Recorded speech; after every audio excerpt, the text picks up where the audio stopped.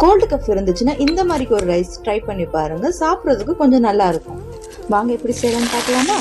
ஒரு கடாயில் கொஞ்சம் எண்ணெய் ஊற்றி காரத்துக்கு ஏற்ற மாதிரிக்கு நீங்கள் மிளகு எடுத்துக்கோங்க.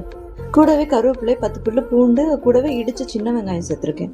கொஞ்சம் பெருங்காயத்தூள், மஞ்சள் தூள் சேர்த்து பொன்னிறமா வர வரைக்கும் சிம்ல வச்சு நம்ம அதை வறுத்து எடுத்துக்கலாம். உரல்ல மாற்றி கொஞ்சம் உப்பு போட்டு நம்ம இடிச்சு எடுத்துக்கலாம். சலசலன்னு கேட்குது பார்த்தீங்கன்னா இந்த பக்குவத்தில் வரணும். மிக்ஸி ஜாரில் கூட நம்ம பல்ஸ் மோடில் வச்சு அரைச்சி எடுத்துக்கலாம். அரைச்சி வச்ச மசாலோட ரைஸ் எடுத்து லாஃப் லெமன் நம்ம பிழிஞ்சுட்டு அது ஒரு கிளறி ஒரு பவுலில் மாற்றி சாப்பிடுங்க. கோல்டு கப் பறந்து போயிடும்.